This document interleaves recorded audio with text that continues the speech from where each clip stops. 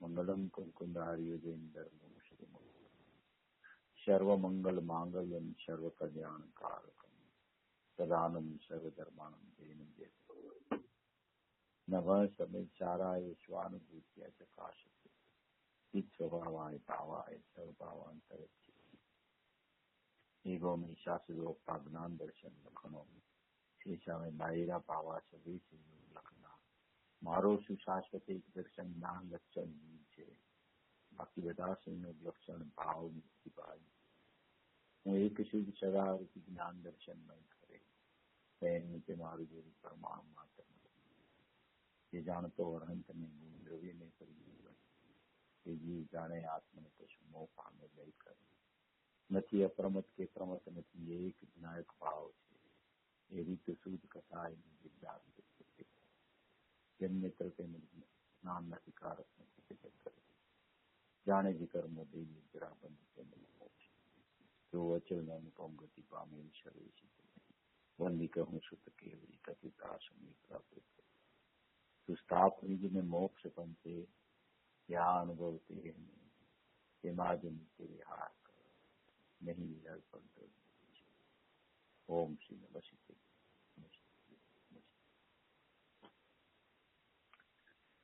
નિયમસારની ત્રીજી ગાથાના અનુસંધાનમાં તેના ઉપર આપણી કારણ શુદ્ધ પર્યાય અને શુદ્ધ જ્ઞાન ચેતના પરિણામ. ભાઈ અવાજ થોડો ધીમો આવે છે. હિનાબેન તમારો બી સ્પીકર થોડો લાઉડ કરજો અને ભાઈ આપ પણ કોઈ ફોન ની ધન્યવાદ. હેરાન કર્યું. સોરી. નિયમ સારની ત્રીજી ગાથા તેના ઉપર આપણો સ્વાધ્યાય ચાલે છે. કારણ શુદ્ધ પર્યાયની બુક ઉપરથી ત્રીજી ગાથામાં ધ્રુવ સામાન્ય અને ધ્રુવ વિશેષની ચર્ચા છે કે જે કારણ પરમાત્મા કહેવામાં આવે છે એમાં કારણપણું વર્તમાન પર્યાયની શુદ્ધતા પ્રગટ થવાનું કારણ શુદ્ધ પર્યાયમાં પડેલું છે. તે વિષય આપણો ઘણા રવિવારથી ચાલે છે અને હજી આપણી આ જે કારણ શુદ્ધ પર્યાયની બુક છે એમાં 11મા પેજ ઉપર આપણે પહોંચ્યા છીએ. કારણ કે પૂજ્ય ગુરુદેવશ્રીના પ્રવચનો છે એ આપણે એક એક લાઈન વાંચી અને આપણે સમજણ કરવાનો પ્રયત્ન કરીએ છીએ. ખૂબ જ સુંદર વિષય છે, ખૂબ જ અંદરનો આંતરિક વિષય છે કે જેમાં વર્તમાન પર્યાયનો સર્વથા અભાવ છે. એવી કોઈ કારણ પર્યાય પણ અંદરમાં પડી છે કે જેનો 100% અંદરમાં સદભાવ છે કારણ શુદ્ધ પર્યાયનો, અને એવા ત્રિકાળી દ્રવ્યમાં વર્તમાન જે ઉત્પાદો વાળી પર્યાય છે તેનો 100% અભાવ છે. એવી કોઈ સુંદર અદભુત ચર્ચા આ કારણ શુદ્ધ પર્યાયની બુકમાં પૂજ્ય ગુરુદેવશ્રીએ વર્ણન કરેલી છે. અને આ જે વિષય છે એ આખો ત્રિકાળી ધ્રુવનો જ અંદરનો વિષય છે. બહારની પર્યાય સાથે તેને કોઈ સંબંધ નથી હોતો. એવી કોઈ આખી અંદર ચૈતન્ય વસ્તુ પડી છે. આખો એક ચૈતન્ય ચેતનામય સ્વભાવ પડ્યો છે કે જે ધ્રુવ સામાન્ય અને ધ્રુવ વિશેષથી સભર આખું એક અખંડ ચૈતન્ય પણ ધ્રુવપણું છે, જેને દ્રષ્ટિનો વિષય કહેવામાં આવે છે.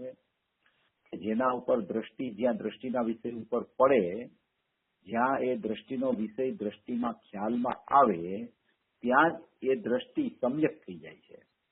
એવી કોઈ અદભુત વસ્તુ અંદરમાં પોતાની પાસે દરેક જીવ પાસે વિદ્યમાન પડેલી છે.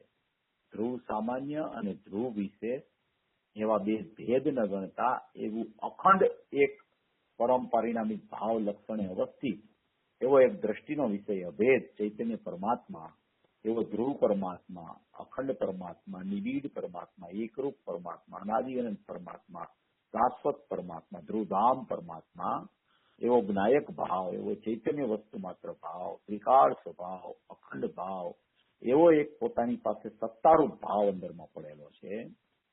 એવો જે ભાવ જે છે એ ધ્રુવ સામાન્ય અને ધ્રુવ વિશેષથી બનેલો છે. એની ચર્ચા આપણી ચાલે છે. આપણે ગયા રવિવારે થોડી બીજી ચર્ચા પણ ચાલેલી. આપણે સમય સારજી પરમાગમની 49મી ગાથાના અવ્યક્તના બોલમાંથી ત્રીજો બોલ લઈને પણ ચર્ચા કરેલી. એમાં નાશવાન પર્યાય અને વ્યય થતી પર્યાયની થોડી ચર્ચા પણ આવેલી, એ પણ આપણે લઈ લેશું આજે.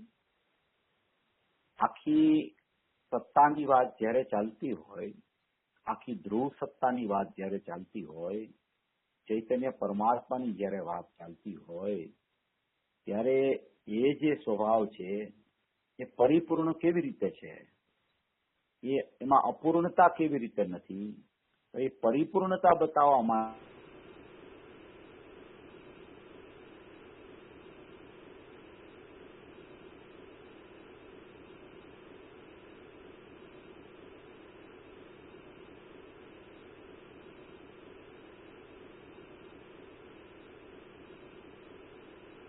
Hello, can't hear.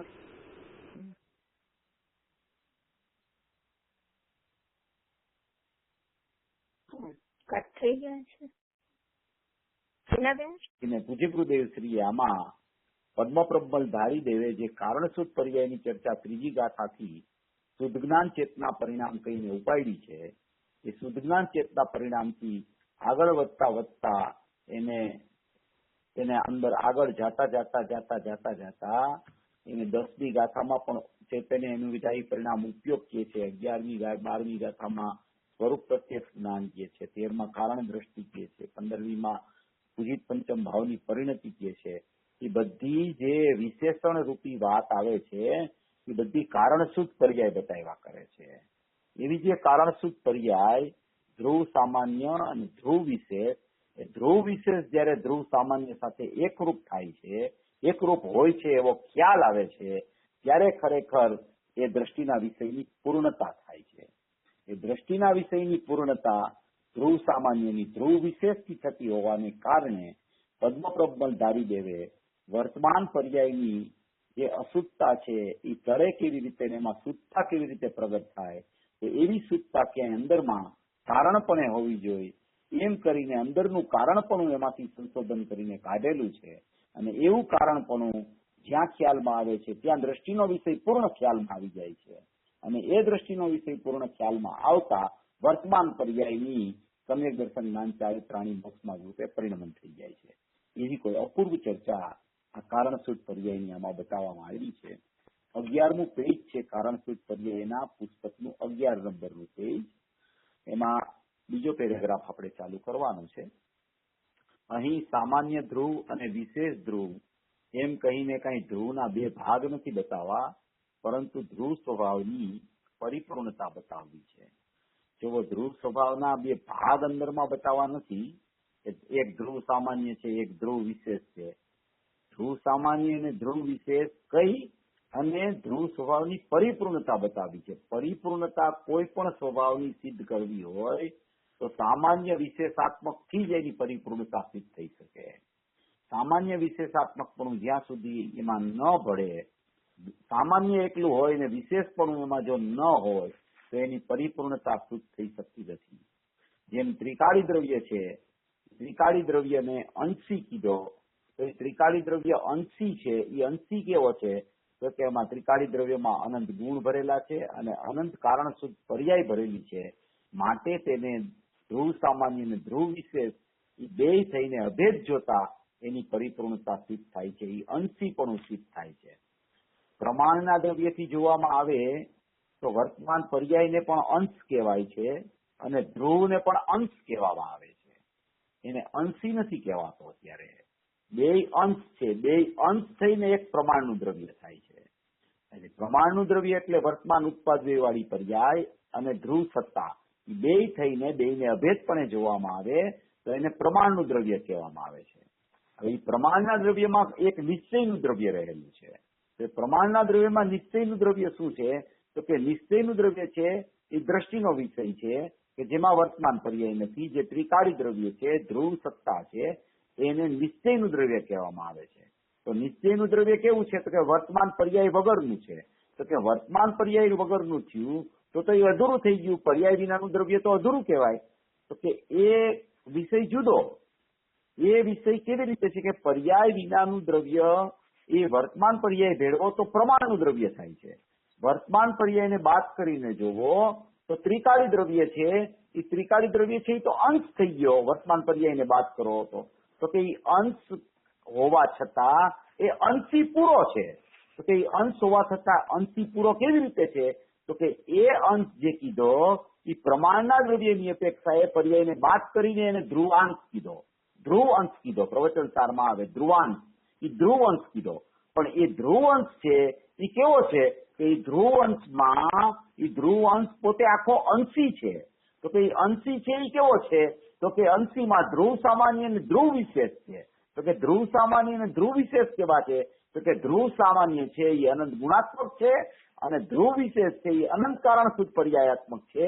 એવા ધ્રુવ સામાન્ય અને ધ્રુવ વિશેષ બે અખંડપણે જોતા એ આખો અંશી છે અને એ આખો અંશી છે એને પ્રમાણના દ્રવ્યની અપેક્ષાએ ધ્રુવાંશ કીધો છે અને દ્રષ્ટિના વિષયની અપેક્ષાએ આખો અંશી ધ્રુવ સામાન્ય અને ધ્રુવ વિશેષ થી સબર દ્રષ્ટિનો વિષય છે એમ કહેવામાં આવે છે.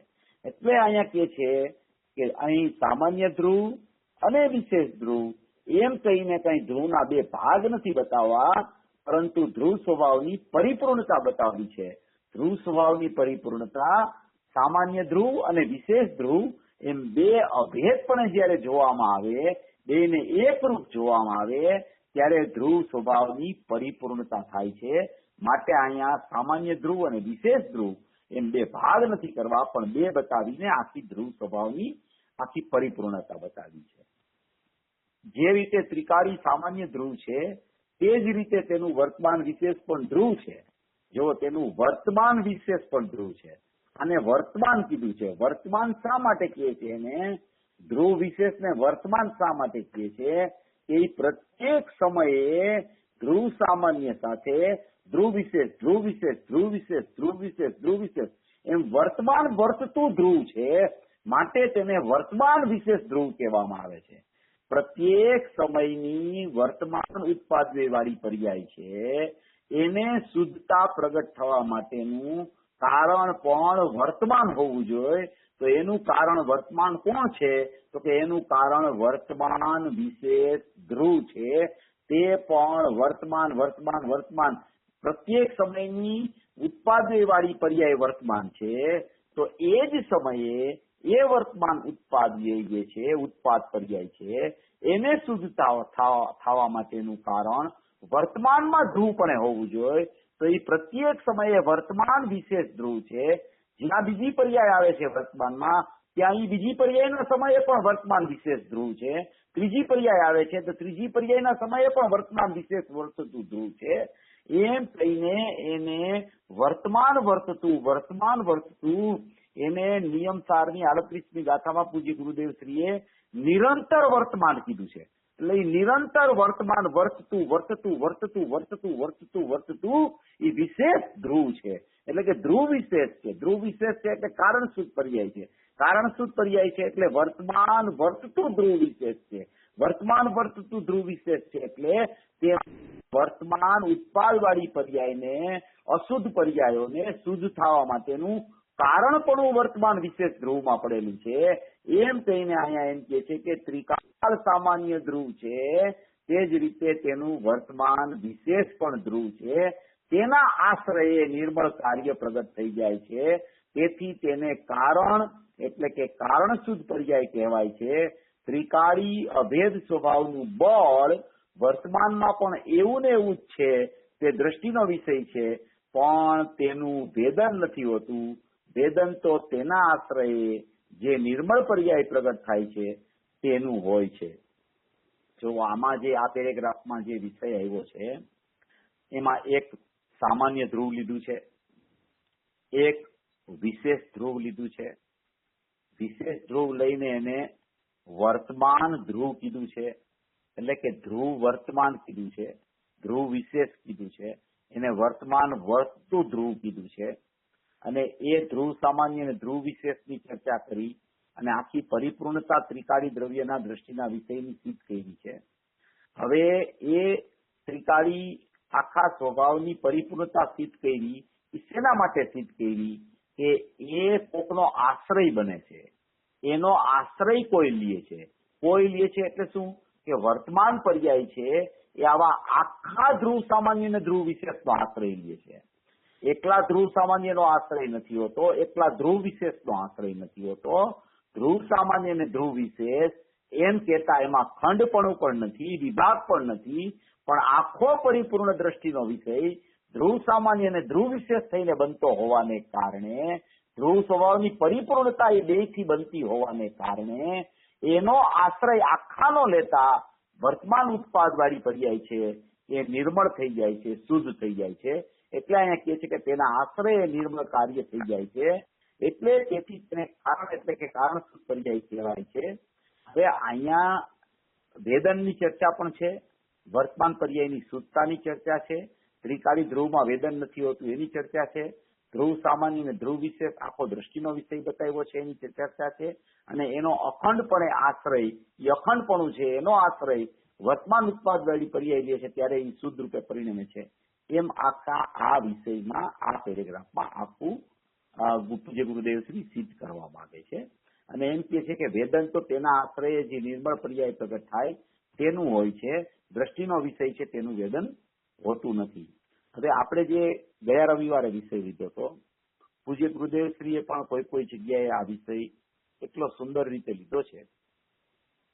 હું ઘણીવાર આ પ્રવચનનું કોટેશન આપું છું, રજનીભાઈ કદાચ હશે તો એને ખ્યાલ હશે કે પૂજ્ય બેનશ્રીનો 105 નંબરનો બોલ છે એની ઘણી વખત આપણે ચર્ચા થતી હોય છે કે જ્ઞાયકને કોઈ પર્યાયની અપેક્ષા નથી, અને ધ્રુવ સામાન્ય જે જ્ઞાયક પરમાત્મા છે એને કોઈ પર્યાયની અપેક્ષા નથી અને એને કોઈ પર્યાયનો વેશ નથી.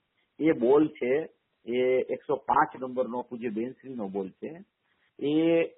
એના ઉપરનું 37 નંબરનું બેનશ્રીના વચનામૃત ઉપરના પ્રવચન છે પૂજ્ય ગુરુદેવશ્રીનું. એ પ્રવચન અતિ સુંદર ને અતિ સમજવા જેવું છે. એ લોકોએ નો ટાઈમ લીધો હોય તે ખાસ પૂજ્ય ગુરુદેવશ્રીનું પ્રવચન 37 નંબરનું પ્રવચન પૂજ્ય બેનશ્રીના વચનામૃતનું સાંભળી લઈએ. એમાં એક અમૃત પ્રવચન ભાગ 2 છે, એમાં 99 નંબરના પેજ ઉપર એક વિષય આવ્યો છે. આ આપણો પેરેગ્રાફ છે એને લગતો અને એને અનુરૂપ જ વિષય છે, એટલે એ હું આપની સમક્ષ વાંચી સંભળાવું છું.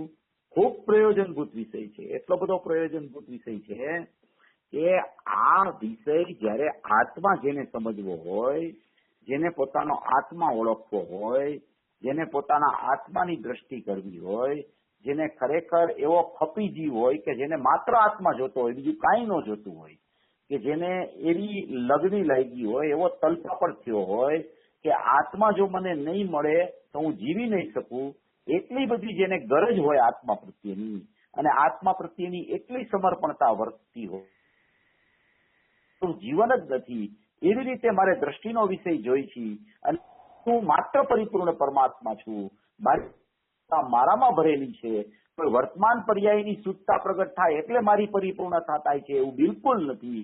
મારી પરિપૂર્ણતા ધ્રુવ સામાન્ય અને ધ્રુવ વિશેષથી છે એવો મને જ્યાં ખ્યાલ આવે છે ત્યાં જ વર્તમાન પર્યાયમાં શુદ્ધતા પ્રગટ થઈ જાય છે. એવો જેને અંદરથી તાલાબેલી લાગી અને સમજવાનો જેને ઉદ્યમ ચાલુ થયો હોય એવા જીવ માટેની આ કારણ શુદ્ધ પર્યાયની ચર્ચા છે.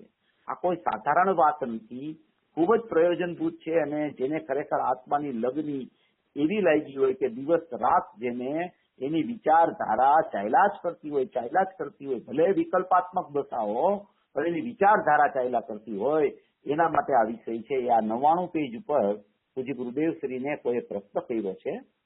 એ પ્રશ્નનો પૂજ્ય ગુરુદેવશ્રી ઉત્તર આપે છે કે પર્યાયને આત્મા કરે નહીં પણ જાણવાનું કામ તો કરે ને.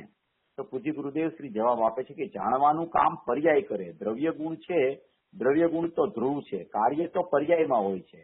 એ તો ત્રિકાળ કારણ છે. કોણ? દ્રવ્ય ગુણ છે એ તો ત્રિકાળ કારણ છે, પણ કાર્ય તો પર્યાયમાં હોય છે. ત્રિકાળ કારણ છે એની શક્તિ કહેવાય. સ્વપર પ્રકાશક શક્તિ ત્રિકાળ, પણ ઈ સ્વપર પ્રકાશક શક્તિ ત્રિકાળ.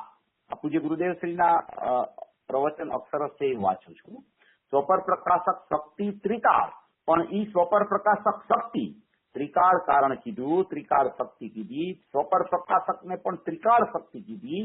ઈ શક્તિ ત્રિકાળ સ્વપર પ્રકાશક શક્તિ, તો કે સ્વપર પ્રકાશક નું પરિણમન પર્યાય એ નહીં, અહીંયા અત્યારે ત્રિકાળ શક્તિની ચર્ચા કરે છે, એટલે કે છે કે એનું કારણપણું છે એ અંદરમાં ત્રિકાળ પડ્યું છે, એને શક્તિ કહેવાય. એ સ્વપર પ્રકાશક શક્તિ ત્રિકાળ છે, એ સ્વપર પ્રકાશક શક્તિ છે.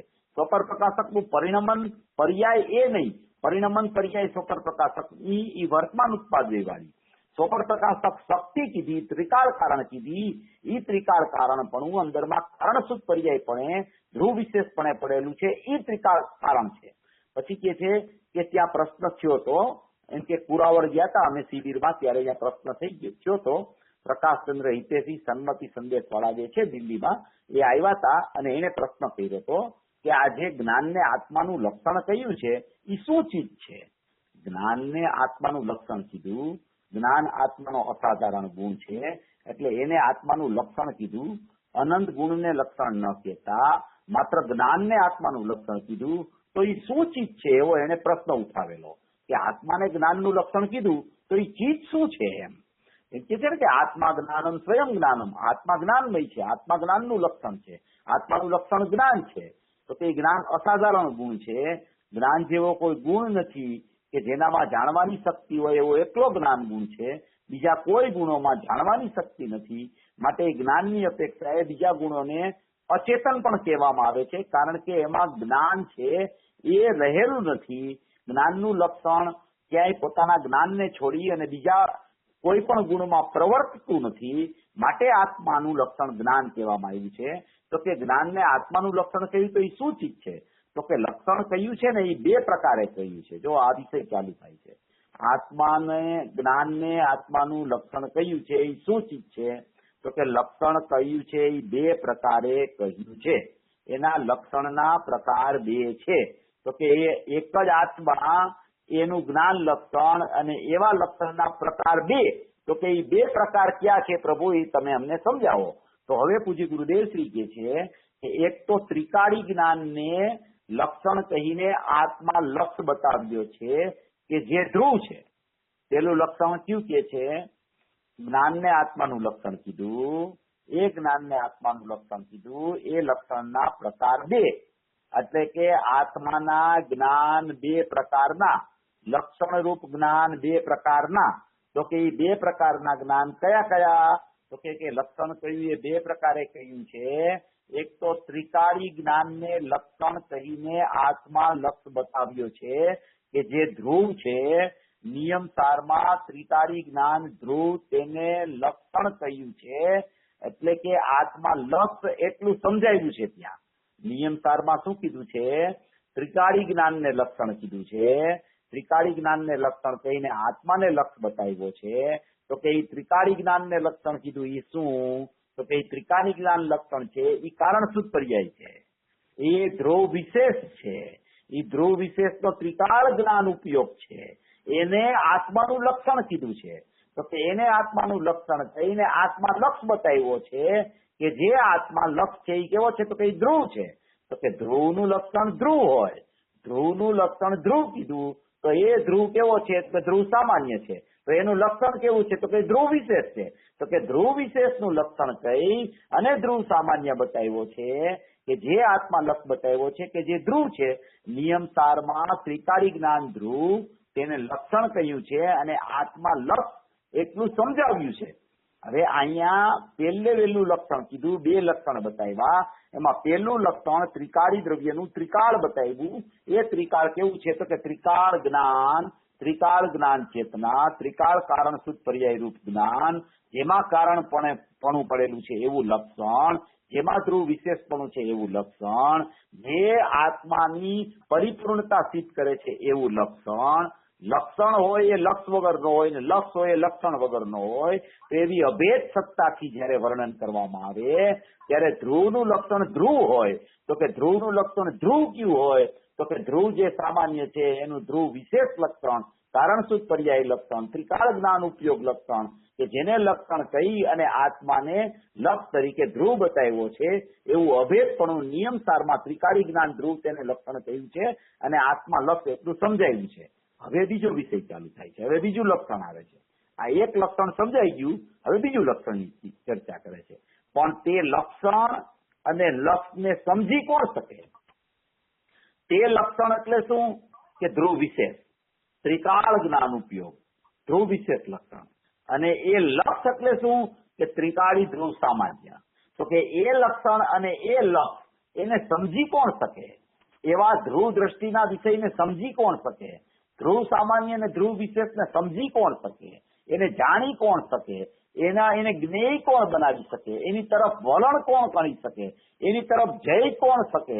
એની અનુભૂતિ કોણ કરી શકે? એની નિર્મળતા પ્રગટ કોણ કરી શકે? તો એના માટે એક બીજું લક્ષણ બતાવે છે. જો આ બધી સમજાય એવી વાત છે અને આમાં ને આમાં આપણો ઉપયોગ કામ કરશે ને તો એક સમય એવો આવી જશે કે આપણું જે લક્ષણ જ્ઞાન વર્તમાન લક્ષણ છે એ ત્રિકાળ લક્ષણને પકડવા માટે, જ્ઞેય બનાવવા માટે, અભેદ થવા માટે, સ્વસંવેદન થવા માટે, અનુભૂતિ કરવા માટે સમર્થ બની જશે. એવી કોઈ આ ચર્ચા અપૂર્વ આમાં પૂજ્ય ગુરુદેવશ્રીએ લીધી છે. પછી કે છે કે તે લક્ષણ અને લક્ષને સમજી કોણ શકે? જુઓ, ખાલી લક્ષણ અને ત્રિકાળ લક્ષ બતાવી દીધું એટલે એનાથી કાંઈ એની સાધ્યની સિદ્ધિ થઈ નથી જતી. એ બતાવ્યું પણ એને ઓળખનાર પણ પાછું કોઈ જોઈ.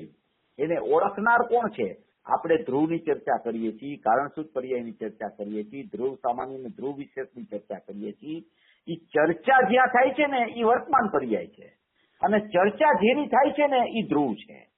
જેની ચર્ચા થાય છે એ દ્રષ્ટિનો વિષય છે, ધ્રુવ સામાન્ય અને ધ્રુવ વિશેષ. અને જ્યાં ચર્ચા થાય છે, જ્યાં એ ચર્ચા થાય છે એ વર્તમાન લક્ષણ છે, એ વર્તમાન જ્ઞાન છે, એ વર્તમાન જ્ઞાનનું લક્ષણ છે, એ વર્તમાન ઉત્પાદવાળું લક્ષણ છે. ચર્ચા ત્યાં થાય છે અને ચર્ચા થાય છે ત્રિકાળી દ્રવ્યની, દ્રષ્ટિના વિષયની, ધ્રુવ સામાન્ય અને ધ્રુવ વિશેષની. એટલે અહીંયા હવે બીજું લક્ષણ બતાવે છે.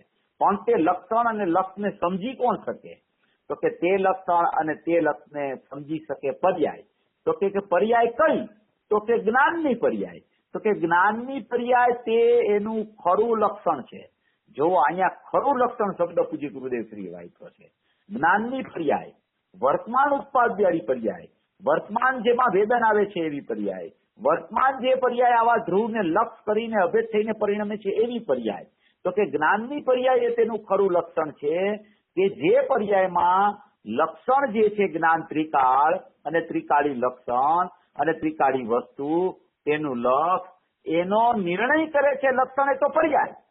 જો અહીંયા શું બતાવે છે કે જે આખો લક્ષણ લક્ષથી દ્રષ્ટિના વિષયની અભેદતા છે, ત્રિકાળી લક્ષણ ને ત્રિકાળી લક્ષથી એની આખી અભેદતા છે, એ ધ્રુવ સામાન્ય ધ્રુવ વિશેષ થઈને આખો દ્રષ્ટિનો વિષય છે. એની પરિપૂર્ણતા એનાથી છે, ધ્રુવ સામાન્ય ને ધ્રુવ વિશેષથી. એવું જે લક્ષણ જે છે ત્રિકાળી લક્ષણ અને ત્રિકાળી વસ્તુ, ત્રિકાળી લક્ષણ એટલે ત્રિકાળી એનો જ્ઞાન દર્શન ઉપયોગ અને ત્રિકાળી વસ્તુ એટલે ધ્રુવ સામાન્ય અનંત ગુણાત્મક સત્તા. એ ત્રિકાળી લક્ષણ અને ત્રિકાળી વસ્તુ એ બે થઈને આખો એક અખંડ દ્રષ્ટિનો વિષય છે. તો કે દ્રષ્ટિનો વિષય આખો છે એ તો દ્રષ્ટિનો વિષય છે, એ તો બધાય પાસે છે, એ તો નિગોદમાં છે, એ તો સિદ્ધમાં છે, એ તો તિર્યંશમાં છે, નારકીમાં છે, બધી જગ્યાએ દ્રષ્ટિનો વિષય તો છે એવો. પણ એ દ્રષ્ટિનો વિષયને ઓળખી કોણ શકે? એનો નિર્ણય કોણ કરી શકે? એને લક્ષ્ય કોણ બનાવી શકે? એની તરફ વલણ કોણ કરી શકે? એને અભેદ કરીને પરિણમન કોણ કરી શકે? એનું સ્વસંવેદન કોણ કરી શકે? તો કે એનો નિર્ણય કરે છે એ જ્ઞાનની પર્યાય વર્તમાન છે, એ તેનું ખરું લક્ષણ છે. તો કે અહીંયા ખરું લક્ષણ શબ્દ કેમ વાપરો? તો કે એ ખરું લક્ષણ એટલે કીધું કે એમાં આવું ધ્રુવ સામાન્ય અને ધ્રુવ વિશેષપણું દ્રષ્ટિના વિષય રૂપે રહેલું છે. એ ખ્યાલમાં આવે છે, એ વેદનમાં આવે છે. અહીંયા વિષય એવો ને કે દ્રષ્ટિનો વિષય છે તેનું વેદન નથી હોતું, પણ વેદન તો તેના આશ્રય જે નિર્મળ પર્યાય પ્રગટ થાય છે તેનું હોય છે. તો આ વેદનની ચર્ચા છે. એ નિર્ણય કોણ કરે છે? તો કે નિર્ણય વર્તમાન જ્ઞાનની પર્યાય કરે છે.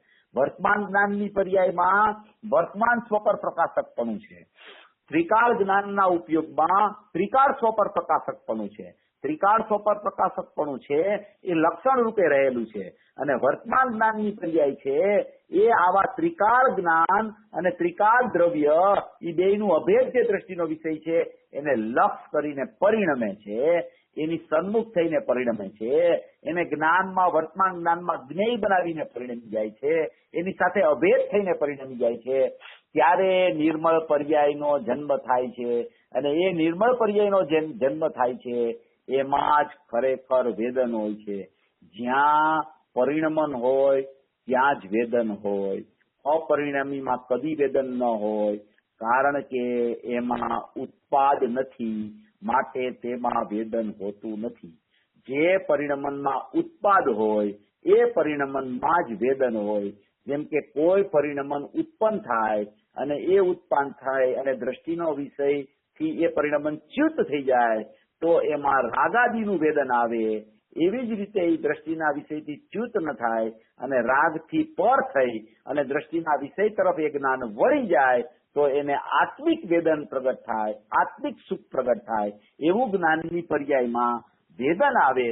એટલે એ વેદનની અપેક્ષાએ એને ખરું લક્ષણ કહી દીધું. કારણ કે વેદન વગર પરમ પારિણામિક ભાવ હોવા છતાં એની ખરેખર કિંમત જો એને પરમ પારિણામિક ભાવ લક્ષણ વાળો જ્ઞાયક ભાવ છું એની પાસે તો જ વેદન આવે. અને વેદન આવે ત્યારે જ એને ખરેખર દ્રષ્ટિનો વિષય ખ્યાલમાં આવી ગયો છે, ધ્રુવ સામાન્ય અને ધ્રુવ વિશેષ એને પકડાઈ ગયા છે, એવી સત્તા દ્રષ્ટિના વિષયની એને ખબર પડી ગઈ છે, એમ વેદનથી નક્કી થાય છે. એવા વેદનમાં ખબર પડે છે કે આવો ત્રિકાળી સ્વભાવ છે એ અવેદક છે, આવો ત્રિકાળી સ્વભાવ છે એનું વેદન નથી હોતું. પર્યાય વેદન કરીને એમ કે છે કે હું અવેદક છું, ત્રિકાળી દ્રવ્ય અવેદક છે એમ પર્યાય વેદન કરે છે ત્યારે એને અવેદક છે એવો વિશ્વાસ આવે છે, ત્યારે એને વેદન આવે છે કે આત્મા અવેદક છે એવું વેદન પર્યાયમાં આવે છે. પર્યાયમાં વેદન એવું આવે છે કે આત્મા અવેદક છે, એટલે કે આત્મા ઓળખાઈ જાય છે. પર્યાયમાં આત્માની પર્યાયમાં ખબર પડી જાય છે કે આવો આત્મા છે. અત્યાર સુધી હું પૂજ્ય ગુરુદેવ શ્રીના પ્રવચન સાંભળતો હતો, એનો આદેશ સાંભળતો હતો, એની દેશના સાંભળતો હતો, એની દિવ્ય ધ્વનિ વટ વાણી સાંભળતો હતો, ત્યાં સુધી મને એવી ખબર હતી કે વેદન આત્મામાં નથી હોતું, આત્મા અકારક છે, આત્મા આવેદક છે. પણ એ મારી સાર્થકતા ક્યારે થઈ, એ મને ખબર ક્યારે પડી, એ મને કેમ સમજણમાં આવ્યું ખરેખર, તો કે ધ્રુવ સામાન્ય અને ધ્રુવ વિશેષ સત્તા એવો અભેદ જયારે દ્રષ્ટિનો વિષય મારા જ્ઞાનની પર્યાયમાં અને મારી દ્રષ્ટિમાં આવી ગયો અને ત્યારે મને ખરેખર એવું વેદન આવ્યું કે આત્મા તો અવેદક છે. એવું વેદન આવ્યું. એ વેદનથી પ્રમાણ થયું કે આત્મા આવેદક છે. વેદન વગર ખરેખર વાસ્તવિક પ્રમાણ નથી હોતું, એ ખરેખર પ્રમાણાભાસ હોય છે. અને વેદન આવે છે ત્યારે ખબર પડે છે કે ઓહો હો મારી પરિપૂર્ણતા તો અવેદકપણે રહેલી છે, મારી પરિપૂર્ણતા તો ધ્રુવ સામાન્ય અને ધ્રુવ વિશેષથી રહેલી છે. એવું જે જ્ઞાનની વર્તમાન પર્યાયને લક્ષણ કીધું એ પર્યાય દ્રવ્ય સાથે અભેદ થઈને એવી પરિણમી જાય છે કે એમાં દ્રવ્ય પર્યાયનો કોઈ ભેદ જ ભાગતો નથી. એટલે એને ખ્યાલમાં આવી જાય છે કે ઓહો મારી સત્તા છે, મારું સામાન્ય ધ્રુવ અને વિશેષ ધ્રુવ છે, એ બે થઈને આખી એક પરિપૂર્ણ મારી સત્તા છે. એમાં બિલકુલ ભેદ નથી, એમાં બિલકુલ વર્તમાન પર્યાય નથી, અને એવી સત્તામાં બિલકુલ વેદન નથી. એવો અવેદક પરમાત્મા છું. એવો પર્યાય દ્રવ્યની સન્મુખ થઈ અને અભેદ થઈને પરિણમી જાય ત્યારે એને એવું વેદન આવે છે કે આત્મા અવેદક છે. એ વેદીને એમ કે છે કે આત્મા અવેદક છે. વેદન એવું હોય છે કે આત્મા અવેદક સિદ્ધ થાય છે. એ વેદનમાં એમ આવે છે કે આત્મા અકારક ને અવેદક છે. આત્મા ધ્રુવ સામાન્ય અને ધ્રુવ વિશેષથી પરિપૂર્ણ છે. આત્મા દ્રષ્ટિનો વિષય આખો આવો પરિપૂર્ણ પોતાના કારણ સ્વભાવ જ્ઞાન ને પોતાની કારણ પરમાત્માનું સત્તાથી આખો અખંડ અભેદ અકારક ને અવેદક પડ્યો છે. એવો એને વેદનમાં ખ્યાલ આવે છે. એનું વેદન જ એવું હોય છે કે આત્મા અકારક છે, આત્મા અવેદક છે. એવું એને વેદન આવે છે કે આત્મામાં કોઈ પરિણમન નથી, આત્મામાં કોઈ વિશેષ પર્યાયો નથી, આત્મામાં કોઈ ઉત્પાદ્ય નથી, એટલે આત્મામાં વેદન નથી અને આત્મા અવેદક છે. એવું જ્ઞાનમાં વેદન અવેદક છું એવું આવે છે. એને એમ કહેવાય કે આ જીવે આત્માને ઓળખો, આ જીવને નિર્મળ પર્યાય પ્રગટ થઈ, આ જીવને નિર્મળ પર્યાય પ્રગટ થઈ. એમાં ખબર પડી કે દ્રષ્ટિનો વિષય છે એમાં વેદન નથી હોતું, પણ પર્યાયમાં વેદન હોય છે. અને એ પર્યાયમાં એવું વેદન હોય છે કે આત્મા અકારક ને અવેદક છે. એમ અહીંયા આ પેરેગ્રાફમાં કહેવા માંગે છે.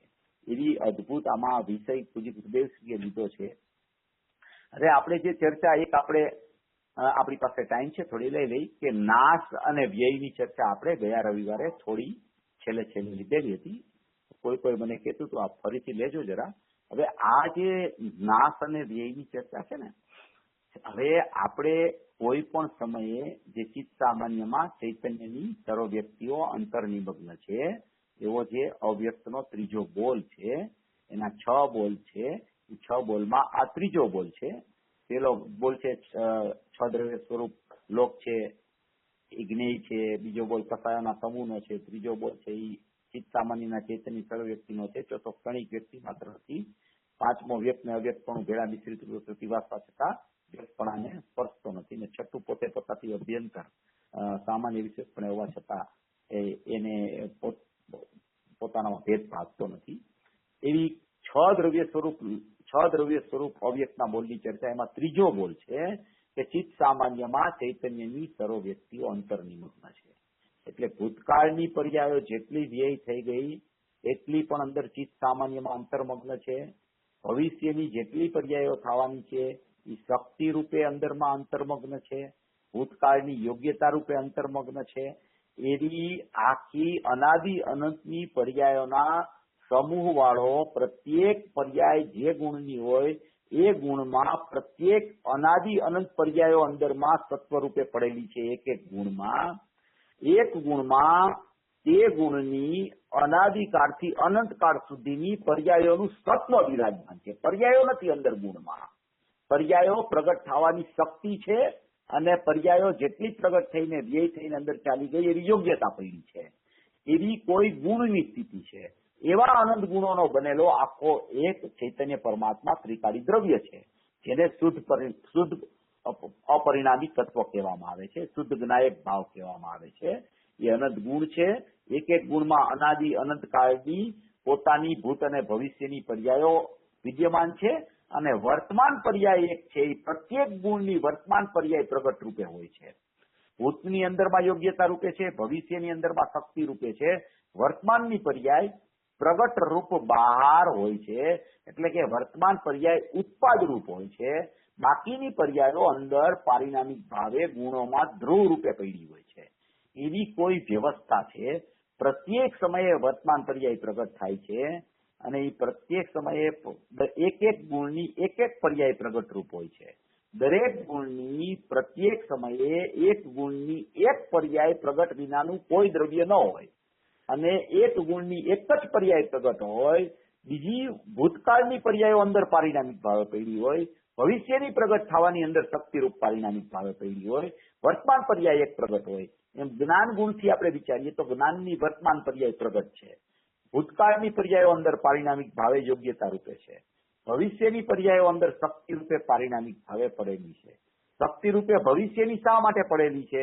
એ શક્તિ છે એ કેમ એને શક્તિ કીધી? તો કે શક્તિની વ્યક્તિ થાય છે માટે એને શક્તિરૂપ પારિણામિક ભાવે પડેલી કહે છે. યોગ્યતા છે એ યોગ્યતા રૂપ જે પારિણામિક ભાવે થઈ ગઈ છે એ હવે ઉત્પાદ થઈને વ્યય થઈ ગઈ. હવે ભવિષ્યમાં ક્યારેય એ પર્યાયનો ઉત્પાદ થવાનો નથી. કોઈ પણ પર્યાય એક વખત ઉત્પાદ થઈને વ્યય થઈને અંદર ચાલી ગઈ, એ પારિણામિક થઈ ધ્રુવ બની ગઈ. હવે એનો ક્યારેય પણ ઉત્પાદ થઈ શકે નહીં. હવે અહીંયા વિષય એ છે કે વર્તમાન પર્યાય પ્રગટ થઈ એનો સમય એક છે અને બીજે સમયે એ વ્યય થઈને અંદર ચાલી જાય છે પારિણામિક ભાવે. તો કે વર્તમાન પર્યાયમાં જ્ઞાનની પર્યાયની પ્રગટતા એક સમયે થઈ, જે સમયે એની વર્તમાન સ્થિતિ પ્રગટ થવાનો સ્વકાળ છે એ સમયે વર્તમાન પર્યાય પ્રગટ થઈ. હવે એ વર્તમાન પર્યાય પ્રગટ થઈ તો એ પ્રગટ થઈ ત્યારે એ પ્રગટ જે સમયે થઈ એ જ સમયે યા તો એમાં અજ્ઞાન રૂપ કાર્ય હોય યા તો એમાં જ્ઞાન રૂપ કાર્ય હોય. એટલે યા તો મિથ્યા જ્ઞાન રૂપ કાર્ય હોય યા તો સમ્યક જ્ઞાન રૂપ કાર્ય હોય. કાર્ય વગરની કોઈ પર્યાય ન હોય, ઉત્પાદ વગરની પર્યાય ન કહેવાય. અને જે પર્યાયમાં ઉત્પાદ થાય એમાં યા તો મિથ્યા જ્ઞાન હોય યા તો સમ્યક જ્ઞાન હોય. એ મિથ્યા જ્ઞાન ને સમ્યક જ્ઞાન વગરની કોઈ પર્યાય ન હોય. કાં તો મિથ્યા જ્ઞાન હોય કાં તો સમ્યક જ્ઞાન હોય, બેમાંથી એક હોય એમાં. તો એ પર્યાય વર્તમાનમાં પ્રગટ થઈ તો આપણે એમ માની લઈએ કે મિથ્યા દ્રષ્ટિ જીવ છે તો એની પર્યાય મિથ્યા જ્ઞાન આવ્યું એ પર્યાયમાં. હવે મિથ્યા જ્ઞાન આવ્યું એ પર્યાયમાં હવે એક સમયની પર્યાય છે. એક સમયથી જ વિચાર કરવો, આગળ પાછળનો વિચાર ન કરવો, કારણ કે આગળ પાછળ તો બધું ધ્રુવ છે. આગળ પાછળ કાંઈ દોષરૂપ વસ્તુ જ નથી. આગળ પાછળ કાંઈ દોષ થયો નથી અને થવાનો છે એ વર્તમાન પર્યાયમાં જ થવાનો છે. અંદર ધ્રુવમાં પડ્યું એમાં કોઈ દોષ નથી. એ તો બધું પારિણામિક ભાવે છે, બધું શુદ્ધતા રૂપ છે, દ્રષ્ટિના વિષયમાં પડેલું છે, એ ધ્રુવ રૂપ છે. એટલે વર્તમાન પર્યાય એક સમય માટે પ્રગટ થઈ છે. હવે એક સમય માટે વર્તમાન પર્યાય પ્રગટ થઈ. આપણો વિષય તો ધ્રુવ સામાન્ય ધ્રુવ વિશેષ છે, એ દ્રષ્ટિનો વિષય છે. એમાં ગુણો પડેલા છે. એ ગુણોની પર્યાયો વર્તમાન પ્રગટ થાય એને કહેવામાં આવે છે. એ વર્તમાન પર્યાય પ્રગટ થઈ અને જો ધ્રુવ કારણ વિશેષને કારણ બનાવે તો એ શુદ્ધ થઈ જાય છે, અને એ કારણ વિશેષને કારણ ન બનાવે તો એ અશુદ્ધતા રૂપે પરિણમે છે. એવી રીતે વર્તમાન પર્યાય પ્રગટ થઈ એમાં યા તો મિથ્યા જ્ઞાન છે અને યા તો સમ્યક જ્ઞાન છે. હવે એક સમયની પર્યાય ઉત્પાદ થઈ. એ ઉત્પાદ થઈ સમય એમાં મિથ્યા જ્ઞાન થયું. હવે એ જ પર્યાય બીજી પર્યાય નહીં, એ જ પર્યાય મિથ્યા જ્ઞાન જે પર્યાયમાં થયું એનો બીજે સમયે વ્યય થઈને અંદર પારિણામિકતા આવે ચાલી ગઈ પર્યાય. બરાબર? તો પર્યાય ઉત્પાદ થઈ હતી અને એ પર્યાયનો વ્યય થયો. ઉત્પાદ થઈ તો દ્રવ્યમાંથી મિથ્યા જ્ઞાન લઈને નથી આવી. વ્યય થઈ તો એ દ્રવ્યમાં મિથ્યા જ્ઞાન લઈને નથી જતી.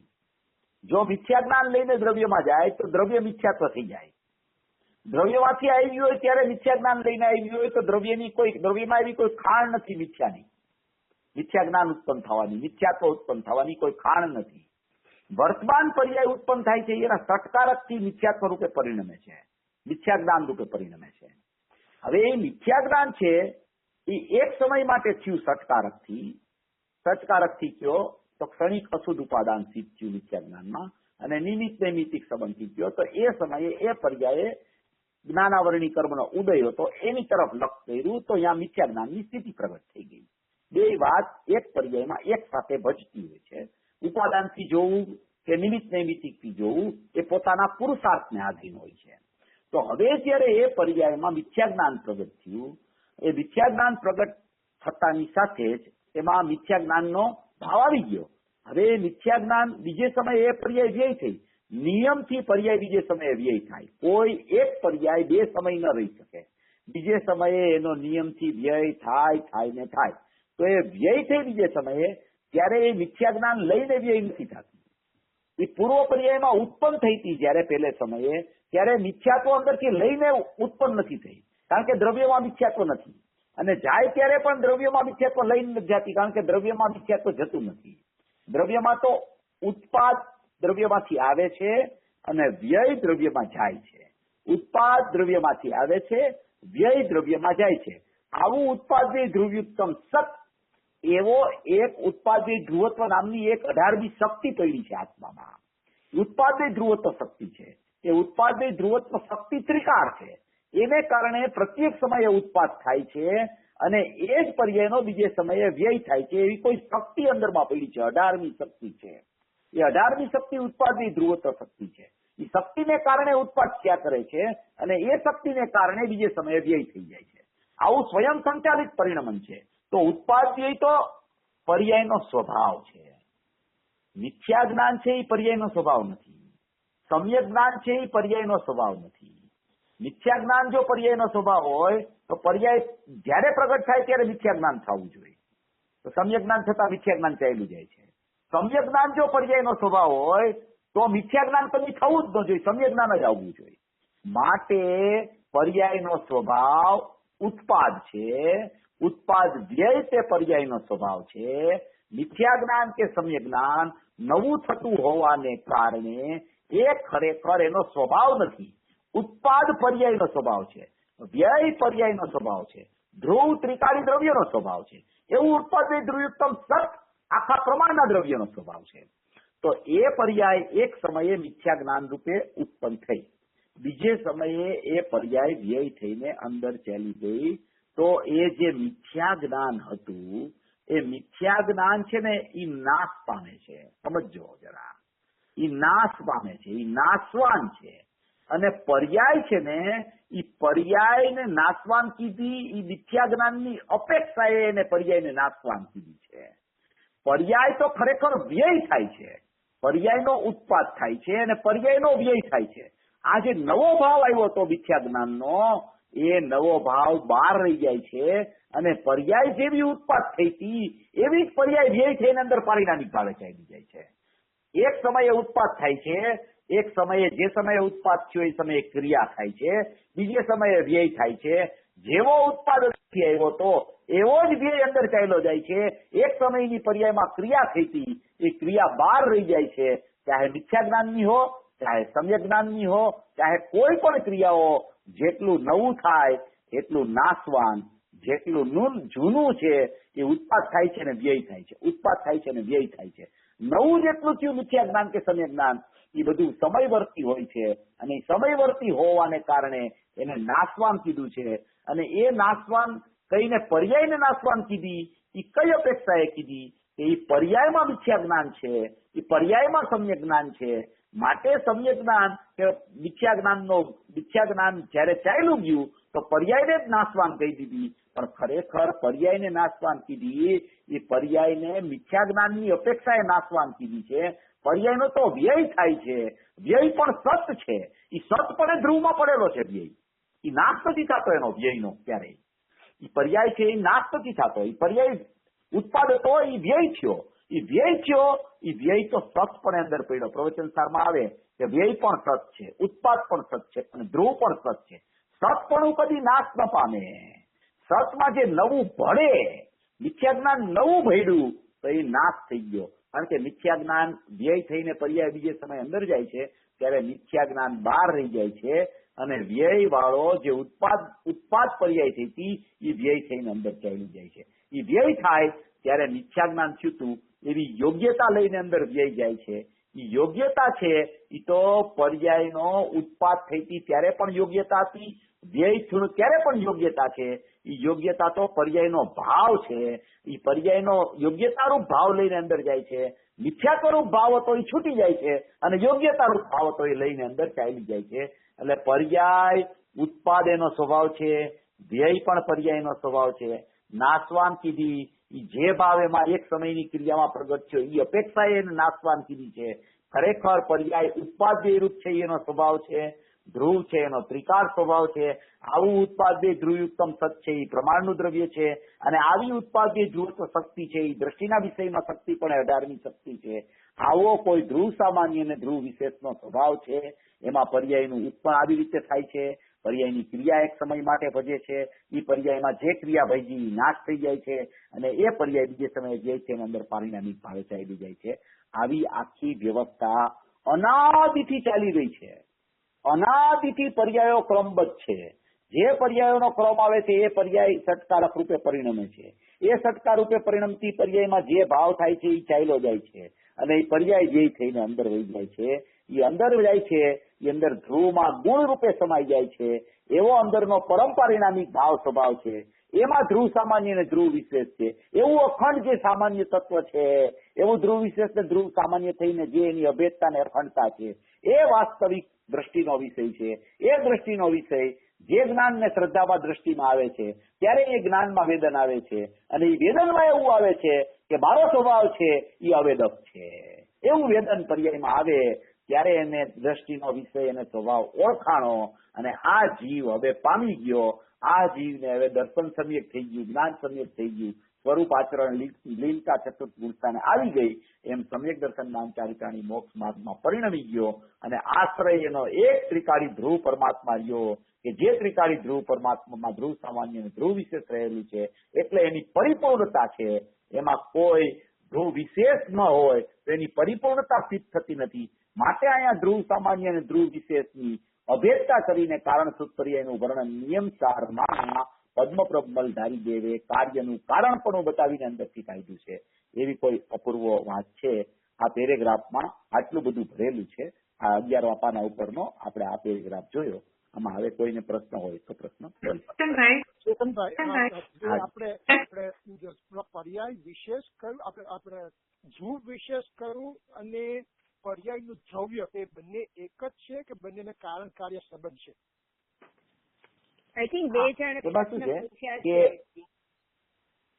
ચેતનભાઈ બે જણા પ્રશ્ન પૂછ્યા છે. મને લાગે છે એક બેનનો પણ અવાજ આવ્યો ને પછી ભાઈનો, તો બંને આપણે લઈ લ્યો. તો બોલો બેન, પૂછી લ્યો પ્રશ્ન પૂછી લ્યો જેને હોય. હા ચેતનભાઈ, મારું ક્વેશ્ચન હતું કે જે દ્રવ્યમાંથી જે પર્યાય આવી એ પર્યાય શુદ્ધ હતી અને વર્તમાનમાં એ અજ્ઞાન ભાવથી અશુદ્ધ થઈ અને વ્યય થતા એ પાછી પારિણામિક ભાવમાં શુદ્ધ થઈ ગઈ, એ રીતે ને? બરાબર. ના એમ નથી. શુદ્ધ પર્યાય આવતી હોય તો કોઈ દિવસ અશુદ્ધતા થાય જ નહીં. એક વાત તો એ છે. અચ્છા, હવે કોઈને પ્રશ્ન છે? નહીં તો હું શરૂ કરું જવાબ આપવાનો. હા, એક ચેતનભાઈ પ્રશ્ન છે.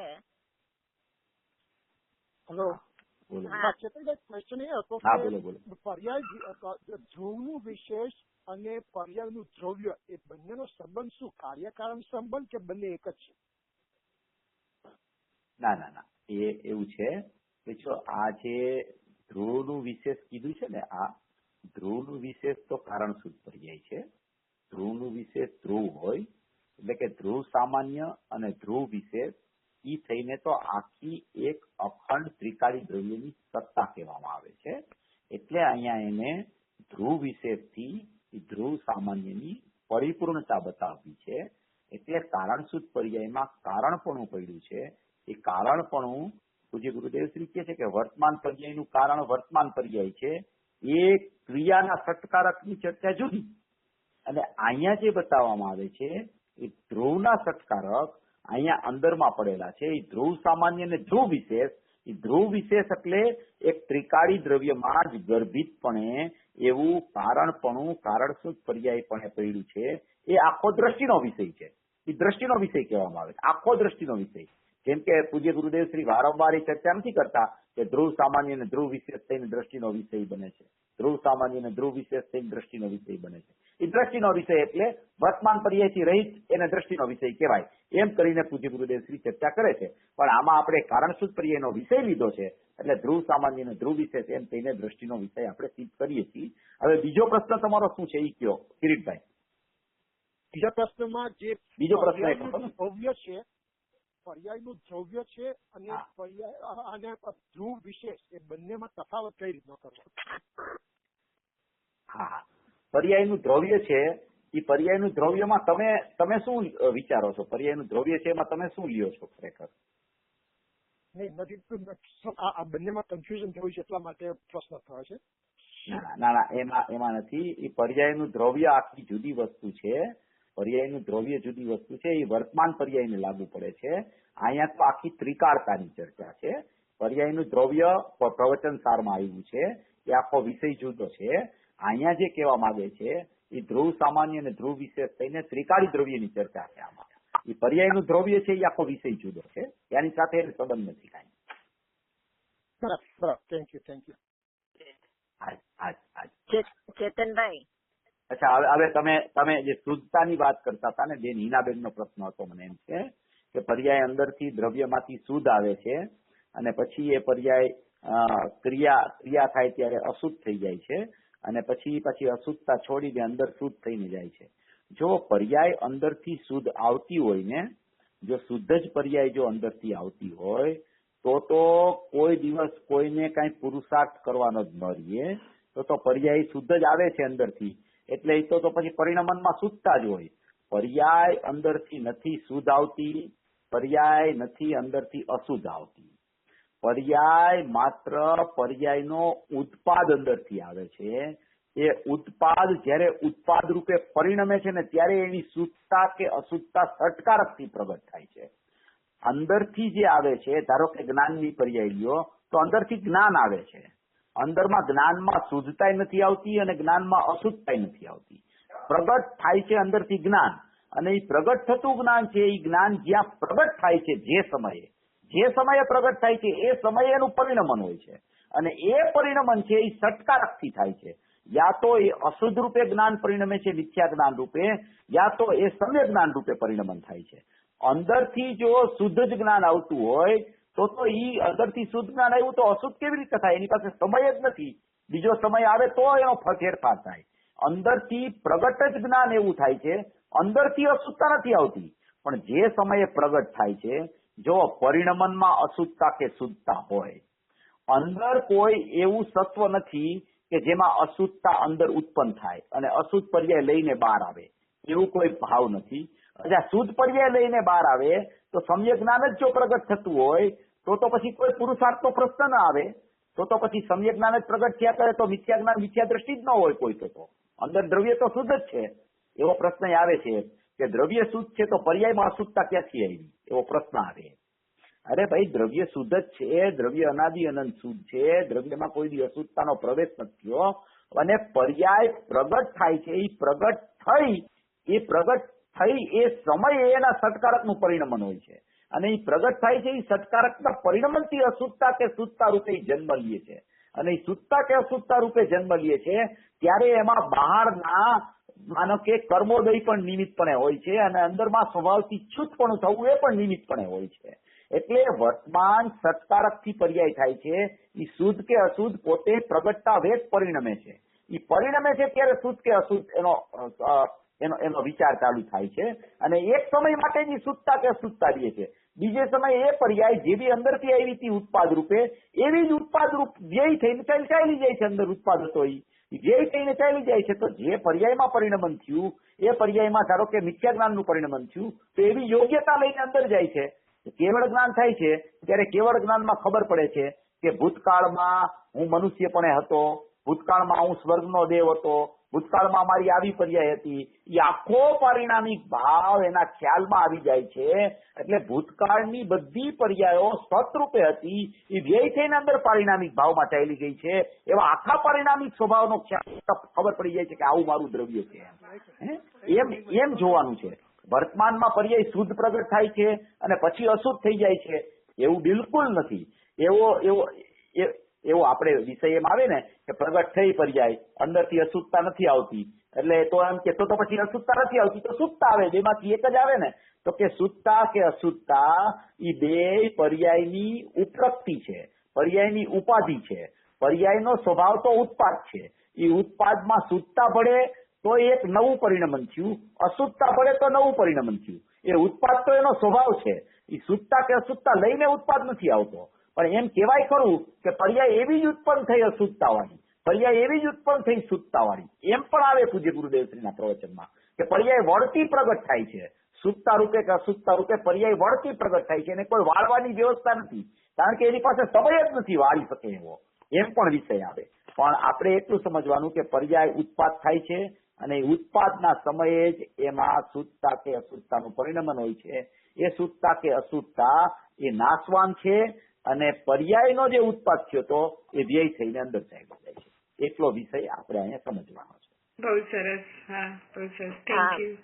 એક પ્રશ્ન છે એક બેન નો હતો. Okay, go ahead. હા, તમે એમ કહ્યું કે જયારે સમ્યક જ્ઞાન થાય છે અને અનુભૂતિ થાય છે ત્યારે વેદનમાં મારા ત્રિકાળીનું અકારકપણું ને અવેદનપણું એ ખ્યાલમાં આવે છે. પણ તો પછી જે આપણે અનંત શાંતિ ને અનંત આનંદનું જે વેદન છે એની જે વાત કરીએ છીએ તો એનું શું થાય? હા, એટલે એને ત્રિકાળી દ્રવ્ય અકારક ને અવેદક ખબર પડી ને એ અકારક ને અવેદક નું વેદન જયારે એને કર્યું ને ત્રિકાળી દ્રવ્ય તરફ પર્યાય ઢળી ગઈ ત્યારે એને ખબર પડી કે ઓહો, આ જે મારો સ્વભાવ છે એ તો નથી કોઈને કરતો, નથી કોઈને વેદતો, એ તો અકારક ને અવેદક જ છે. એવું વેદન આવે ને એનું નામ જ શાંતિ છે. એનું નામ જ અનંત ચતુષ્ટય પ્રગટ થઈ ગયા એમ કહેવામાં આવે છે. કારણ કે શાંતિ સ્વભાવમાં ભરી છે અને એ સ્વભાવની શાંતિ છે એવું વેદનમાં ખબર પડી ગઈ કે મારો સ્વભાવ તો શાંત છે, ચારિત્રમય છે, અનંત ગુણમય છે, ત્રિકાળ જ્ઞાનમય છે, ત્રિકાળ દર્શનમય છે. જીવત્વ, ચિત્તિ, દસી, જ્ઞાન, સુખ, વીર્ય, પ્રભુત્વ, વિભુત્વ, સર્વદર્શિત્વ, સજ્ઞત્વ, સત્યત્વ, પ્રકાશ, પ્રકાર્ય કારણત્વ, પરિણમી પરિણામત્વ, ઉત્પાદે ધ્રુવત્વ એ શક્તિથી અખંડપણે ભરેલો છે. એવો જયારે એને ખ્યાલ આવે છે કે મારો સ્વભાવ તો આવો અકારક ને વેદક છે, એનું નામ જ શાંતિ છે, એનું નામ જ એની અનંતતા ખ્યાલમાં આવી છે. એમ ઈ પર્યાય વેદન એવું કરે છે કે મારો સ્વભાવ આવો છે એમ કહેવાનો આશય છે. બહુ સરસ, બહુ સરસ. હા, ચેતનભાઈ આપણે કિરીટભાઈ વાત કરીને જે પર્યાયના દ્રવ્યનું તમે પૂછ્યું કે એનું શું મતલબ, તો આ રીતે કદાચ કઈ થઈ શકે કે બહુ સ્થૂળ એક્ઝામ્પલ છે કે સોમવારે જે દૂધ હતું એ મંગળવારે દહીં થયું, બુધવારે છાશ થઈ, ગુરુવારે માખણ થયું અને શુક્રવારે ઘી થયું. તો આ 5 પર્યાયો એક એક દિવસની 5 અલગ અલગ પર્યાયો થઈ, એમાં દૂધત્વ કોમન રહ્યું, એનું દૂધત્વ એ પર્યાયનું ધ્રુવત્વ. એને આપણે કારણ શુદ્ધ પર્યાયને બહુ જુદું એટલે સૌ જુદું પડી જાય છે. આ તો એક સમયના પર્યાયની એની વચ્ચે જે કોમન રહે છે એની વાત છે, એ ધ્રુવત્વ પર્યાય છે ને. એ તમારી વાત સમજી ગયો, તમારો કહેવાનો આશય, તમારું દ્રષ્ટાંત મને ખ્યાલમાં આવ્યું. હું છે ને એ પર્યાયના ધ્રુવાંશની ચર્ચા છે ને આવતા રવિવારે લઈ લઈશ. આ કોઈ વિષય થોડો લાંબો વિષય છે, કારણ કે આમાં છે ને આ પર્યાયનો ધ્રુવાંશ છે ને એ આખી જુદી વસ્તુ છે. એ ખરેખર ગુરુદેવે પ્રવચન સારમાં આખી વિષય ખોયેલો છે. આપણે આવતા રવિવારે થોડો એનો ખુલાસો લઈ લેશું. અને બહુ શોર્ટ છે, એમાં બહુ લાંબુ નથી, પણ એમાં થોડીક સમજણની જરૂર છે. નહીતર ઘણી વખત એમાં પર્યાયના ધ્રુવાંશમાં શલ્ય ઘણા ચાલતા હોય છે. અમુક પ્રકારના પર્યાયના ધ્રુવાંશની સમજણમાં ઘણી જગ્યાએ ફરક આવે છે. બહુ આપણે ગુરુદેવની શૈલીથી ગુરુદેવ વાંચીને એનું સ્પષ્ટીકરણ કરશું, એટલે છે ને બધાને એકદમ ચોખવટપૂર્વક ખ્યાલમાં આવી જશે. આપણે લઈ લેશું આવતા રવિવારે આખો વિષય, ધ્રુવાંશનો વિષય છે ને બહુ સરસ વિષય છે, આપણે લઈ લેશું. પ્રવચનસાર છે ને એ એટલું બધું અદભુત ગ્રંથ છે, જ્ઞાન પ્રધાન હોવા છતાં એ સમ્યક જ્ઞાન પ્રધાન ગ્રંથ છે. એટલે જેને પ્રવચનસારનો સ્વાધ્યાય હોય અને એની ખરેખર ખ્યાલમાં આવતું હોય ને, એનું જ્ઞાન છે ને બળવાન થઈ જાય છે. બળવાન, એટલું બળવાન થઈ જાય છે કે એની શ્રદ્ધાની બળવત્તરતા વધી જાય છે, એટલું જ્ઞાન બળવાન થઈ જાય છે. એની કોઈ અપૂર્વ ચર્ચા આ પ્રવચનસારમાં પણ લખેલી છે, આપણે લઈ લેશું આવતા રવિવારે. ઓકે. હા, જય જિનેન્દ્રભાઈ, મને પ્રશ્ન છે કે હમણાં આપણે તમે વાત કરી કે મિથ્યા જ્ઞાનનો નવો ભાવ બહાર રહી જાય છે, એવી જ રીતે જો સમ્યક્ત્વનો ભાવ એ બહાર રહી જાય છે, તો એ જયારે નવો ભાવ બહાર રહી જાય છે એટલે શું કહેવા માંગે છે? બહાર રહી જાય છે એનો અર્થ એમ કે જયારે ત્રિકાળી દ્રવ્ય તરફ ધારો કે જ્ઞાનની પર્યાયે અહમ કરી, શ્રદ્ધાની પર્યાયે અહમ કર્યું, જ્ઞાનની પર્યાયે દ્રવ્યને જ્ઞેય બનાવ્યું, તો સમ્યક દર્શન ને સમ્યક જ્ઞાન પ્રગટ થયું. બરાબર? તો સમ્યક દર્શન ને સમ્યક જ્ઞાન પ્રગટ થયું એ તો એક સમયની પર્યાયમાં ક્ષણિક રૂપે પ્રગટ થયું છે. ક્ષણિક રૂપે પ્રગટ થયું છે ઈ સમ્યક દર્શન ને સમ્યક જ્ઞાન છે. ઈ પર્યાય વ્યય થાય છે બીજે સમયે, તો એ વ્યય થાય છે ત્યારે એ સમ્યક દર્શન લઈને અંદર વ્યય નથી જતી. જો સમ્યક દર્શન લઈને વ્યય જતી હોય તો સમ્યક દર્શનનો ભાવ છે એ ઔપસમિક ભાવ છે, તો પારિણામિક ભાવ છે એ ઔપસમિક ભાવ રૂપ થઈ જાય. એટલે ઔપસમિક ભાવ બહાર રહી જાય છે. ઔપસમિક ભાવ થઈ ગયો. Can you bring him back, please? હવે છે ને 1 કલાક થઈ ગયો છે ને, અહીંયા 12:30 વાગવા આવ્યા છે, એટલે પણ જવાબ પૂરો થઈને સમજાવે છે, બરાબર ખ્યાલ આવી જાય તો 5 મિનિટનો સવાલ છે. હિનાબેન તમે બોલો હિનાબેન.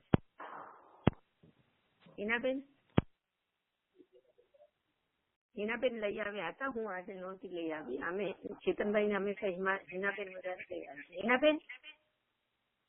હિનાબેન પણ જવાબ નથી આપતા. પણ આમ પણ છે ને અમુક વિષય તો એ લેવાના છે, જે રીતે દ્રવ્યાંશનો પ્રશ્ન હતો કિરીટભાઈનો, એ પણ કાલે આવતા રવિવારના લેવાના છે. તો આ પ્રશ્ન પણ ઉષાબેન આપણે આવતા રવિવારના લઈ શકીએ છીએ, તમે ફરી પૂછી શકો છો. હા, કદાચ એમને વાંધો ન પણ હોય, વી કેન ટ્રાય. યા પણ હું હિનાબેન પણ નથી જવાબ આપતા. હિનાબેન લેવા ગયા હશે. હા, તો જુઓ હવે હિનાબેન દેખાતા નથી મને અહીંયા. લેવા ગયા હોય ને તો પણ દેખાવા જોઈએ. એટલે મને ખબર નથી, હિનાબેન પણ સાથે જ કરતા છે. I don't mind waiting. તમારે જે પણ કરવું હોય બધા. મને હિનાબેન અહીંયા ડેશબોર્ડ ઉપર હવે નથી દેખાઈ રહ્યા. કઈ વાંધો નહીં, એમ હશે યોગ્યતા. Next time. આઈ નો ના, હવે હિનાબેન આવ્યા વળી પાછા. હિનાબેન હેલો. હા, તો શું કરું પાછા ફરી વાર લાગે છે કે હજી તમે 5 મિનિટ માટે, જો કે આમ 12:30 વાગ્યા આવ્યા છે એટલે ઇન્ડિયાના 10 વાગી ગયા છે, તો પણ એ લોકો કે છે કે 5 મિનિટ માટે લઈ આવી શકીએ તો. હાજી, ઓકે. અને એમને પહેલાથી જ કઈ પણ દેજો 5 મિનિટ માટે, સિર્ફ આ પ્રશ્નનો ઉત્તર. હા, ઓકે. થેન્ક યુ હિનાબેન, થેન્ક યુ વેરી મચ.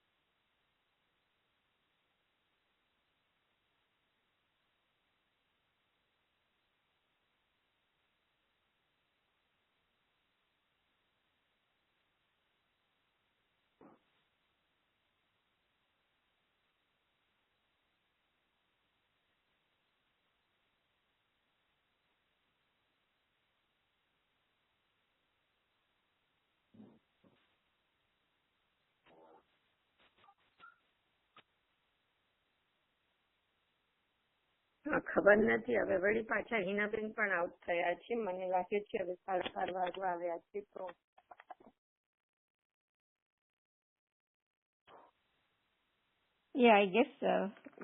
આપણે હવે દિનવાણી લઈ, પણ તમે લખી રાખો ઉષાબેન પ્રશ્ન, અને આમે આપણો આ કિરીટભાઈ નો પ્રશ્ન પણ હેલો નેક્સ્ટ સન્ડે ના લેવાના જ છે ચેતનભાઈ, એટલે પેલા આપણે પ્રશ્નોત્તરી કરવાના જ છીએ, તો વાંધો નહીં આવે. હા ઉષાબેન? Okay, hope I can join. Okay, આપણને એમનો ટાઈમ પણ રિસ્પેક્ટ કરવાનું રહી જાય. નહીં તો તમે પૂછી લેજો ને ઉષાબેન, ઇન કેસ મારે વેડિંગ છે. ચાલો તો હું લઉં છું. જીનવાણી બીજા કોઈને લેવી છે ભાઈ બહેનો જીનવાણી? નહીં તો હું લઉં છું. ઓકે. आत्मज्ञान में ही आत्मा की सिद्धि और प्रसिद्धि है.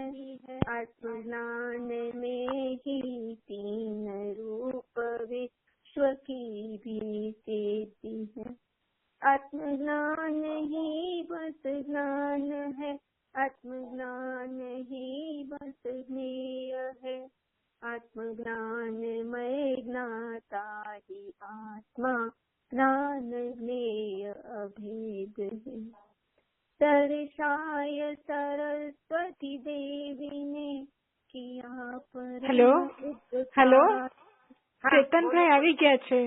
ઓકે ઓકે, થેન્ક યુ હિનાબેન, થેન્ક યુ. ઉષાબેન દોશી તમે છો રાઈટ? ચેતનભાઈ આવી ગયા છે. હાજી હાજી. હા બોલો, આપણો પ્રશ્ન બોલો. એટલે ભાઈ તમે આપણે વાત થઈ ને કે જે ઔપચારિક ભાઈ લઈને જાય. ધારો કે પર્યાયમાં સમ્યક દર્શનની પ્રાપ્તિ થઈ જે સમયે, એ સમયે તો સમજી લો કે ઔપચારિક સમ્યક દર્શન હોય તો કે ક્ષયોત્તમ સમ્યક દર્શન હોય, કોઈ પણ હોય, તો એ તો અસંખ્ય સમય ચાલે. એક સમય ઉત્પાદ થાય, બીજે સમય વ્યય થાય, ત્રીજે સમય ઉત્પાદ થાય, પાછો વ્યય થાય, ઉત્પાદ વ્યય, એક સમય ઉત્પાદ, બીજે સમય વ્યય, એમ ચાલ્યા કરે. તો એ જો પર્યાયનો ભાવ જે છે ને એ સમ્યક દર્શન થયું તો એ ઔપચારિક ભાવે થયું, પહેલા થયું તો અનાદિ વિદ્યા દ્રષ્ટિને. તો હવે એ સમ્યક દર્શનની પર્યાય જે છે, વર્તમાન ક્રિયાશીલ પર્યાય થઈ, અહમ કરીને ઉત્પાદ પામી, એ પર્યાયનો ભાવ જે સમ્યક દર્શન હતો ને એ લઈને અંદર જો વ્યય થાય પર્યાય, તો એ ઔપચારિક ભાવ અંદર ચાલ્યો જાય પારિણામિક ભાવમાં. જો એ પારિણામિક ભાવમાં ઔપચારિક ભાવ જાય તો દ્રવ્ય છે ને એ પારિણામિક ભાવને બદલે ઔપચારિક ભાવ રૂપ થઈ જાય. તો ઔપચારિક ભાવ છે એ કોને કહેવામાં આવે કે જે સમયે પર્યાય અહમ કરીને વૈરતી ત્યારે ઈ સમ્યક દર્શનની પર્યાય પ્રગટ થઈ અને ઔપચારિક ભાવ કહેવામાં આવે. હવે ઈ પર્યાય અહમ કર્યું ઈ સમય અને વ્યય થઈને અંદર ગઈ ઈ સમય ફરી ગયો. અહમનો સમય ચાલ્યો ગયો અને વ્યયનો સમય બીજો આવી ગયો. માટે એ અહમ વાળી પર્યાય છે એનું જે સત્વ હતું એ બહાર રહી ગયું અને વ્યય વાળી પર્યાય અંદર ચાલી ગઈ. ઔપચારિક ભાવ ત્યાં રહી ગયો. એ અહમ કરે એ સમયે હોય ઔપચારિક ભાવ. હવે એ અહમ કર્યું એ સમયે ઔપચારિક ભાવ હતો, બીજે સમયે તો વ્યય થઈ પર્યાય. તો એ વ્યય પર્યાય થઈ ત્યારે સમ્યક દર્શન લઈને સાથે નથી જતી. સમ્યક દર્શન થયું એવી યોગ્યતા લઈને અંદર જાય છે. જો એ સમ્યક દર્શન લઈને અંદર જતી હોય તો ઔપચારિક ભાવ જો અંદર જાય તો ખરેખર પારિણામિક ભાવ છે એ ઔપચારિક ભાવ રૂપ થઈ જાય. તો એ અંદરની દ્રષ્ટિનો વિષય છે એ પર્યાય રૂપ થઈ જાય. એવું કદી બની શકે નહીં. અને એ જે સમયે પર્યાય અહમ કરે છે એ અહમ કરી અને બીજે સમયે વ્યય થઈને અંદર જાય છે. એ અહમ કરવાપણું ત્યાં જે સમય હતું એ ત્યાંથી વ્યય થવા માટે પર્યાય જાય ત્યારે અહમપણું છૂટે ત્યારે વ્યય થાય છે.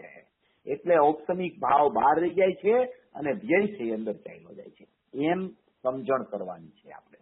એટલે ઔપસમિક ભાવ કદી અંદર જઈ શકે નહીં અને ઔપસમિક ભાવ અંદર જાય તો બીજો સમય થઈ જાય તો બીજા સમયે તો વ્યય થઈ જાય છે એ પર્યાયનો, ઔપસમિક ભાવ વાળી પર્યાયનો.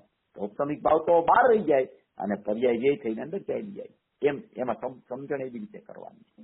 કહેવાનો આશય એમ. ખરેખર તો ભાઈ ત્યાં ઔપસમિક ભાવનો પણ ખરેખર તો નાશ જ થાય છે ને. આપણે જયારે એમ કહીએ કે બહાર રહી ગયો તો ખરેખર નાશ થઈ ગયો ને, નાશ થઈ ગયો. ઔપસમિક ભાવ નાશ પામી ગયો અને પર્યાય વ્યય થઈ ગઈ. હા, એટલે જો આજે પર્યાય છે જે અંદર જાય છે તો એ જે ખરેખર તો દેટ ઇઝ વોટ આખો પ્રોસેસમાં ઈ જ થયું કે આપણે એને એમ કહીએ કે નવો ભાવ બહાર રહી ગયો તો એ જરાક મિસનોમર લાગે. પણ જયારે આ સમ્યક્ત્વની યોગ્યતા જે કહેવાય છે, યોગ્યતા લઈને અંદર જાય છે કે ઈ પછી ઈ બી બીજો પ્રશ્ન છે મને, પણ અત્યારે મોડું થઈ ગયું હશે તમને જો બધા. એટલે આ તમે આ રીતે આપણે નાશ અને વ્યયની ચર્ચા છે. એ નાશ થયો, એ જે નવો ભાવ પ્રગટ થયો તો સમ્યક દર્શનનો એ ભાવ નાશ થઈ જાય છે અને જે પર્યાયમાં એ ભાવ પ્રગટ થયો તો એ પર્યાય વ્યય થઈને અંદર ચાલી જાય છે. અને પર્યાયનો જે ભાવ હતો એ સમ્યક દર્શન હો કે મિથ્યા દર્શન હો એ નાશ થઈ જાય છે અને એ પર્યાય ઉત્પાદ થઈ હતી એવી જ રીતે એ વ્યય થઈને અંદર જાય છે અને એ વ્યય થાય છે ત્યારે સમ્યક દર્શન થયું હતું એવી યોગ્યતા લઈને જાય છે, મિથ્યા દર્શન થયું હતું તો એવી યોગ્યતા લઈને જાય છે. યોગ્યતા લઈને વ્યય થાય છે, ભાવ છે એ નાશ થઈ જાય છે. નાશ થાય છે એમ કેમ કીધું કે ત્યારે હવે દ્રવ્યમાં અહમ કરતી હતી પર્યાય, એ પર્યાયે ત્યાંથી અહમ છોડીને વ્યય કરીને અંદર ગઈ છે. મિથ્યાત્વ તો પર સન્મુખતા છોડીને અંદર વ્યય ગયો છે, માટે એ નાશ થઈ ગયો અને વ્યય અંદર ચાલ્યો ગયો એમ કહેવામાં આવે છે. બરાબર. એટલે નવો ભાવ થઈ ગયો એમ જયારે આપણે તો it is kind of a misnomer. This is એવું લાગે કે કારણ કે નવા ભાવનું બી આમ તો નાશ જ થાય છે. ના, એટલે એમાં એવું છે કે નાશ અને વ્યયની ચર્ચા છે. આ નાશ થાય છે એ નવું થતું હોય એને નાશવાન કહેવાય અને જે જૂનું હોય એ ઉત્પાદ થઈને વ્યય થઈ જાય. ઉત્પાદ અંદરથી આવે, વ્યય અંદર જાય. અંદરથી સમ્યક દર્શનની પર્યાય ન આવે કે અંદર સમ્યક દર્શનની પર્યાય ન જાય.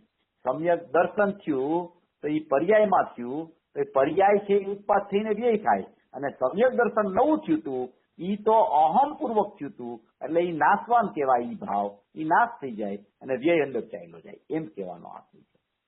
એ સમજણ કરજો તમે, છતાં આવતા રવિવાર લઈ લેશું થોડું આપણે. અને ભાઈ આવતા વખતે જરાક ઈ બી સમજાવજો ને કે કારણ કે યોગ્યતાની વાત ઘણી વખત આવે છે તો ઈ યોગ્યતા આપણે દ્રવ્ય નથી, ગુણ નથી, પર્યાય નથી તો ઈ છે શું? તો ઘણી વખત પ્રશ્ન એમ થાય ના,